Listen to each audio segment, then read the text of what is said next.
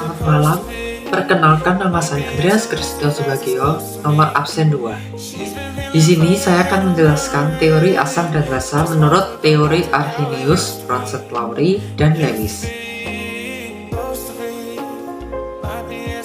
Teori asam basa menurut Arrhenius. Arrhenius menyatakan bahwa asam adalah suatu senyawa yang bila dilarutkan dalam air akan melepas ion hidrogen, sedangkan basa adalah suatu senyawa yang bila dilarutkan dalam air akan melepas ion hidroksida.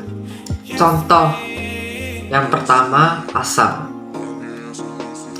HCl H+ Aki plus Cl Aki-. Basa NaOH Na plus Cl. Oke, lanjut. Teori asam basa menurut Bronsted-Lowry. Johannes Bronsted dan Thomas Lowry menyatakan bahwa asam adalah spesies yang dapat memberi proton, sedangkan basa adalah spesies yang dapat menerima proton. Contoh yang pertama, di sini ada HCl plus H2O, H3O plus Cl. HCl ini termasuk asam, H2O ini termasuk basa, H3O termasuk asam konjungsi, Cl termasuk basa konjungsi. Contoh yang kedua, NH3 plus H2O, NH4 plus OH-. NH3 termasuk basa, sedangkan H2O termasuk asam, NH4 termasuk asam konjungsi, sedangkan OH termasuk basa konjungsi. Oke, lanjut. Teori asam basa menurut Lewis. Lewis menyatakan bahwa asam adalah spesies yang bertindak sebagai penerima pasangan elektron, sedangkan basa adalah spesies yang bertindak sebagai pemberi pasangan elektron.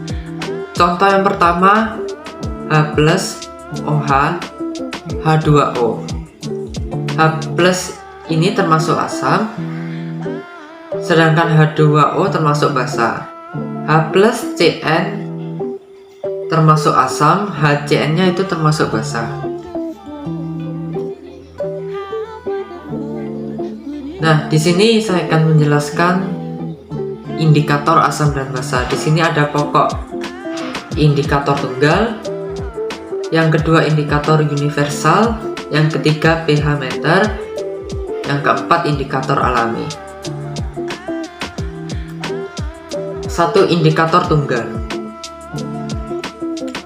Indikator tunggal hanya dapat membedakan larutan yang bersifat asam atau basa, akan tetapi tidak dapat mengetahui harga pH dan pOH suatu larutan. Indikator tunggal contohnya itu ada lakmus biru, lakmus merah, metil merah, dan brontimol biru. Perubahan warna yang terjadi pada indikator tunggal yakni sebagai berikut. Kertas lakmus atau larutan indikator. Di sini ada lakmus biru. Untuk asamnya itu nanti berubah, lakmus biru berubah jadi merah. Untuk basanya, larutan basanya, lakmus biru tetap biru. Trayek pH-nya itu 0,7. Yang di sini selanjutnya kertas lakmus warna merah. Untuk larutan asamnya tetap warna merah, sedangkan untuk basanya, larutan basanya berubah menjadi biru. Trayek pH-nya 7/14.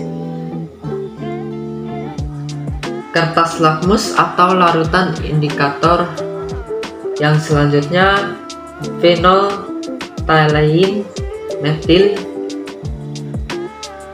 Nah, itu yang phenolphthalein itu warna dalam larutannya tak berwarna dalam asam itu, sedangkan yang selanjutnya warna dalam larutan basa itu berubah menjadi warna merah muda.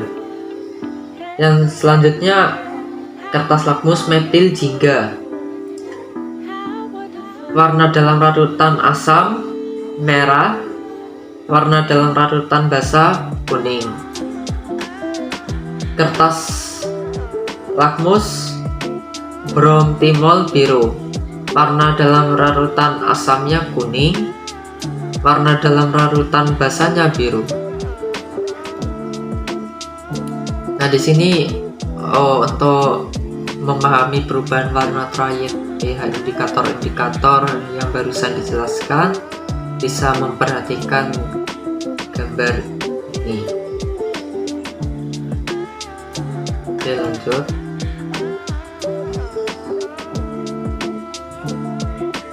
Selanjutnya ada yang kedua, indikator universal. Nah, indikator universal adalah suatu indikator yang dapat berubah warnanya bila berada pada larutan yang memiliki derajat kesamaan berbeda. Nah, indikator universal dapat membedakan larutan asam atau basa dengan mengetahui pH dari larutan tersebut. Indikator universal dapat berbentuk kertas dan cairan. Nah, cara kerja indikator itu dengan mencocokkan perubahan warna pada kertas indikator pada tabel warna indikator universal tersebut. Kertas indikator universal merupakan kertas yang dapat menunjukkan tingkat keasaman dan kebasaan zat.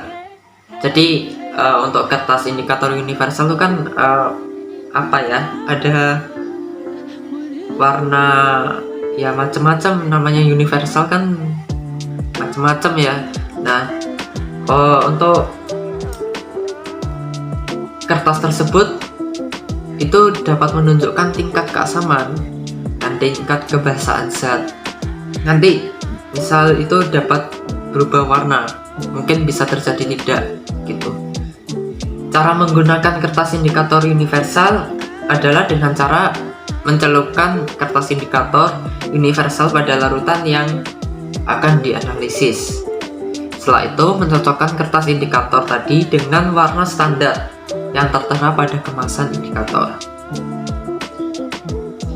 Nah, di sini ada larutan indikator universal. Adalah campuran beberapa larutan indikator yang memiliki perubahan warna, seperti yang barusan saya jelaskan. Nah, ini di sini ada perubahan-perubahan warna, tingkat keasaman dan kebasaan zat. Nah, ini berikut ada warna indikator universal pada berbagai pH. Oke, lanjut. pH meter. Nah, pH meter merupakan alat yang digunakan untuk mengukur pH, derajat keasaman atau kebasaan larutan secara langsung terhubung ke alat elektronik yang selanjutnya akan mengukur dan menampilkan nilai pH secara akurat. Alat pH meter ini mudah didapat, bahkan digunakan oleh berbagai industri seperti industri air minum, pakaian, dan seluruh laboratorium besar. Nah, di pH meter itu ada kayak sensor-sensornya sehingga bisa mengetahui berapa pH yang ada di dalam larutan tersebut. Nah, prinsip kerja pH ini yang barusan saya jelaskan ada pada sensor yang berupa elektrode kaca langsung terhubung ke alat elektronik. Nah, pH meter ini memiliki 3 pengontrol, yaitu 1. Pengontrol kalibrasi yang digunakan untuk mengatur pembacaan meter agar tepat dengan nilai standar di buffer. Yang kedua, pengontrol slope yang nanti fungsinya untuk menyeter pembacaan agar sama dengan buffer yang kedua. Yang ketiga sebagai pengontrol pengatur suhu. Nah, selanjutnya saya akan jelaskan indikator alami. Waktu itu beberapa hari yang lalu sudah praktek indikator alami. Nah, indikator alami itu biasanya berupa dari kayak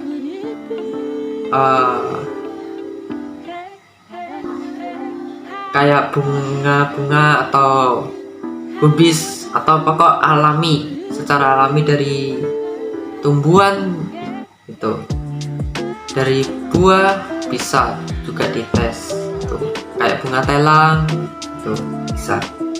Nah, di alam banyak ditemukan indikator asam basa yang berasal dari tumbuh-tumbuhan.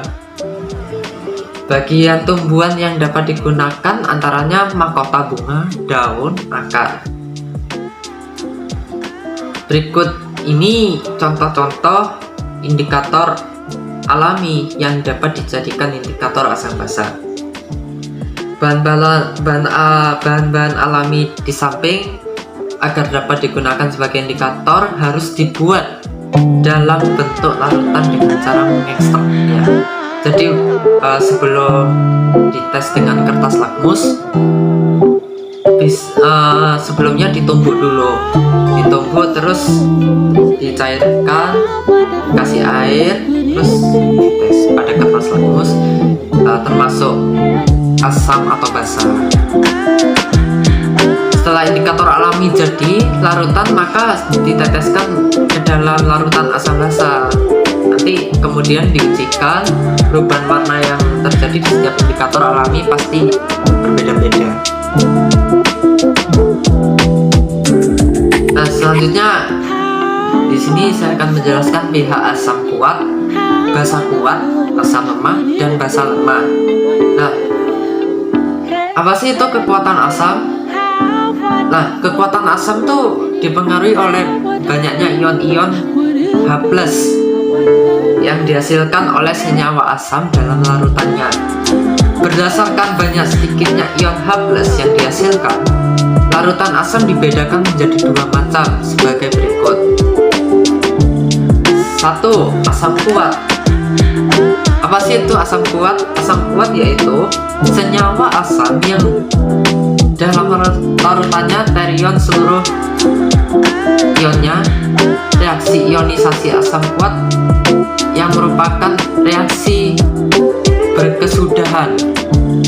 Secara umum ionisasi asam kuat dirumuskan sebagai berikut: Ha plus A min. Nah, di sini ada sebuah rumus H+ sama dengan X kali Ha, atau H+ sama dengan valensi asam kali N. Nah, X itu valensi asam, untuk Ha nya itu M itu konsentrasi asam. 2. Asam lemah. Apa sih itu asam lemah? Asam lemah yaitu senyawa asam yang dalam larutannya hanya sedikit reionisasi menjadi ion-ionnya. Reaksi ionisasi asam lemah merupakan reaksi kesetimbangan. Secara umum ionisasi asam lemah valensi sudah dapat dirumuskan sebagai berikut. Di sini ada Ha, H+ plus amin. Yang makin kuat asam, maka reaksi kesetimbangan asam makin condong ke kanan. Akibatnya Ka bertambah besar. Oleh karena itu, harga Ka merupakan ukuran kekuatan asam. Makin besar Ka, makin kuat asam. Berdasarkan persamaan di atas, karena pada asam lemah H+ sama dengan amin, maka persamaan di atas dapat diubah menjadi Ka sama dengan H plus kuadrat per Ha. H plus kuadrat sama dengan Ka dikali Ha. Nah ini H plus sama dengan akar Ka dikali Ha. Dengan Ka berarti tetapan kondensasi asam. Lanjut ke kekuatan basa.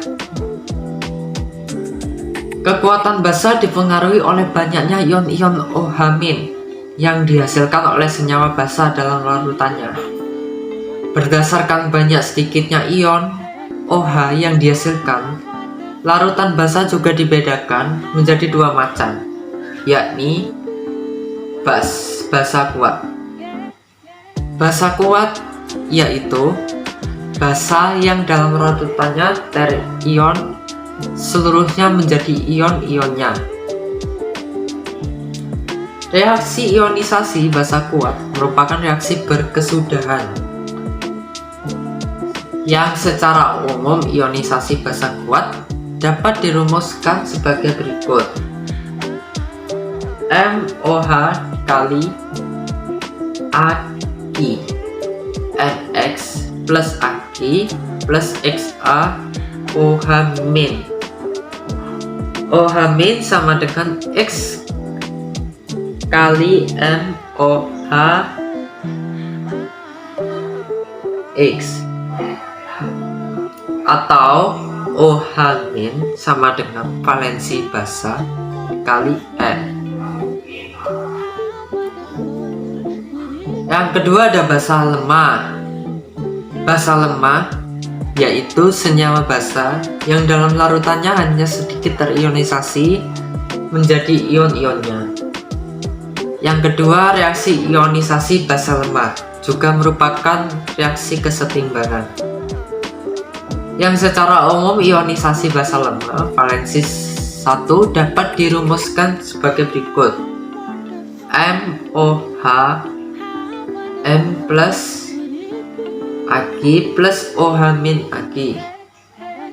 Nah, di sini dapat dijabarkan Kb sama dengan M plus OH- per MOH. Ini adalah sebuah rumus basa lemah, valensinya itu. Nah, di sini makin kuat basa, maka reaksi kesetimbangan basa makin condong ke kanan.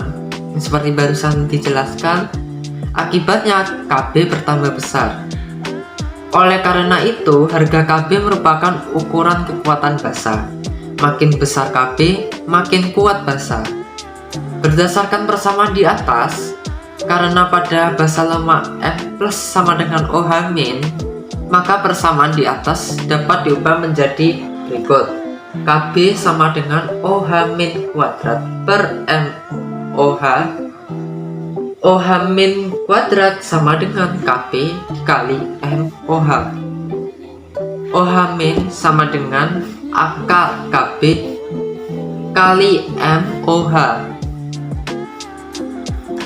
dengan Kb sama dengan tetapan ionisasi basa. Nah, lanjut ke contoh soal.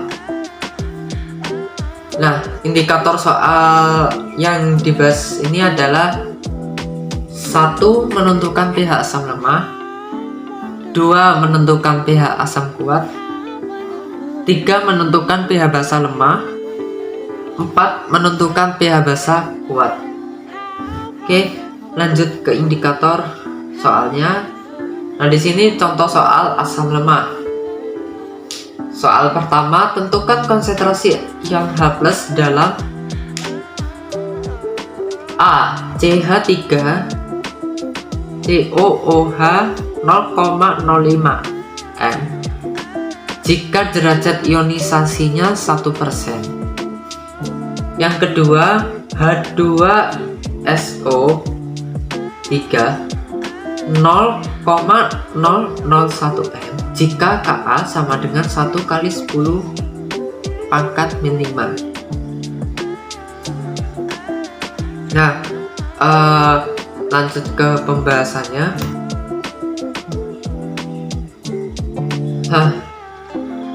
CH3COOH, senyawa asam asetat CH3 ini COOH merupakan senyawa asam lemah. Maka CH3COOH dapat diubah CH3COO- plus H+. Nah, untuk hanya ini nanti akan diubah menjadi H+. Rumus mencari pH asam lemah itu seperti tadi ada di rumus, H+ sama dengan A kali Ma. H+ sama dengan tadi kan jika derajat ionisasinya 1%. Nah, dikali 0,05 itu dapat dari nih 0,005 M. H+ sama dengan 0,05. Nah, kan 1% dikali 0,05 hasilnya 0,05. H+ sama dengan 0,05 itu nanti kayak diambil angka 5-nya kayak digenapkan gitu, 5 kali 10 min 4 M. Nah, maka pH nya sama dengan min log H+. pH sama dengan min log. Nah, 5 nya itu dapat dari sini tadi 5 pindah ruas saja, 5 kali 10 min 4. Nah, untuk maka hasilnya tuh 4 min log 5 dapat dari ini min 4. Nah, min 4 itu kan berarti jadinya 4 min, kebalikannya jadi log 5. Jadi hasilnya pH nya itu adalah 4 min log 5.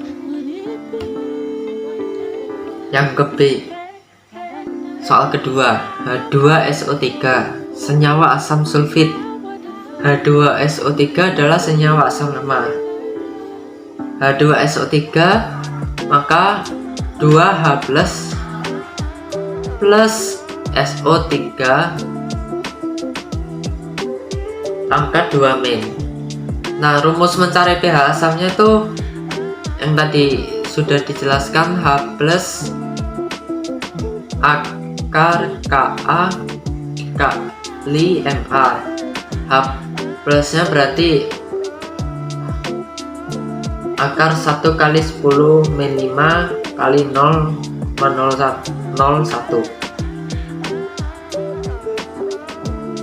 Nah, untuk 1 kali 10 min 5 itu dapatnya jika Ka soal ini jika Ka sama dengan 1 kali 10 pangkat min 5. Untuk 0,001 M nya itu dapat dari soal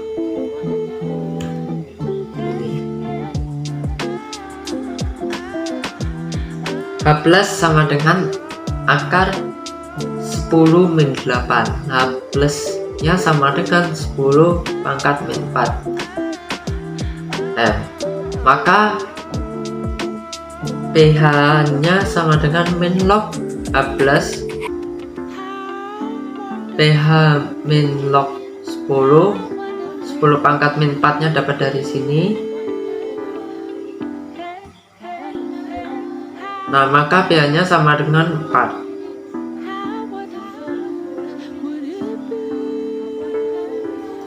Nah, di sini selanjutnya ada contoh soal asam kuat.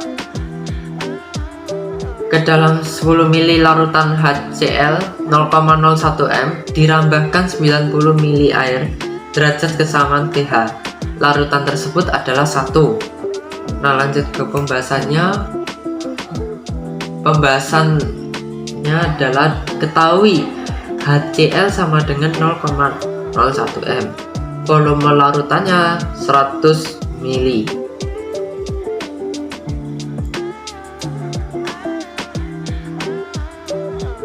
Maka ditanya pH-nya berapa.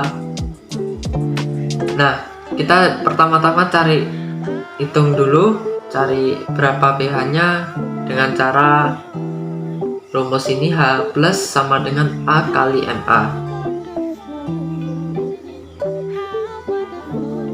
1 kali 10 min 1.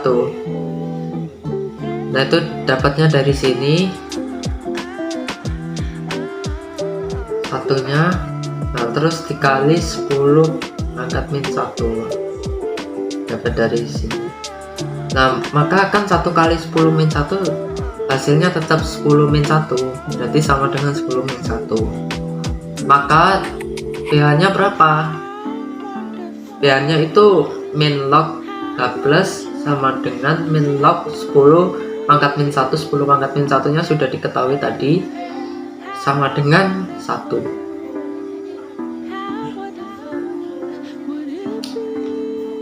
Lanjut ke soal basa lemah.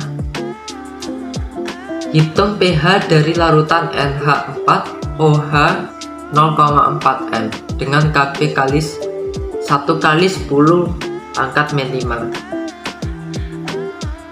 Lanjut ke pembahasannya. Larutan NH4OH ini merupakan basa lemah karena terionisasi sebagian di dalam air. Maka NH4OH NH4 plus OH min. Nah, OH minnya itu sama dengan akar Kp kali Mp. Ini adalah rumusnya. Nah, tinggal dimasukkan aja Kp nya tuh berapa. Tadi kan 10 pangkat min 5 dapat dari sini, terus dikali 0,4. OH min sama dengan, nah, 0,4 itu berarti 4. 10 pangkat min 5 berarti 10 pangkat min 6. Maka OH min nya itu sama dengan 2 dikali 10 pangkat min 3. POH nya min log OH min. POH sama dengan min log 2 kali 10 pangkat min 3. POH nya 3 min log 2. pH nya 14 min POH. pH nya sama dengan 14 min 3 min log 2.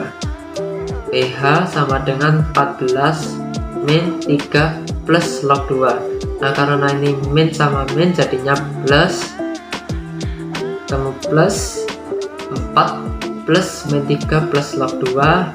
Nah, 14 kurangi 3 itu kan 11. Jadi ini log 2 taruh sini, jadinya 11 plus log 2. Contoh soal basa kuat. Suatu larutan basa kuat MOH dengan konsentrasi 0,1, maka pH-nya adalah, lanjut ke pembahasan, tentukan konsentrasi ion OH minnya terlebih dahulu dengan cara FOH M2 plus 2OH min 0. Nah, itu MOH nya tuh 0,01 m, M2 plusnya tuh 0,1 m, 2OH min nya 0,2 m. Maka besar OH min nya sama dengan valensi basa dikali MB. Nah, valensi basanya tuh kan 2 kali 0,1, maka hasilnya itu sama dengan 0,2 m. Nah, sekarang menentukan pH basa kuat. POH nya sama dengan min log OH min, POH nya sama dengan min log 0,2, POH nya sama dengan 1 min log 2, pH sama dengan 14 min POH, pH nya sama dengan 14 min 1 min log 2. Nah, min ketemu min kan jadi plus, hasilnya plus 14 kurangi 1 13, log 2 nya tetap, maka hasil PA nya 13 plus log 2. Oke, itu saja mungkin, sekian penjelasan tentang teori asam basa dan kuat. Mungkin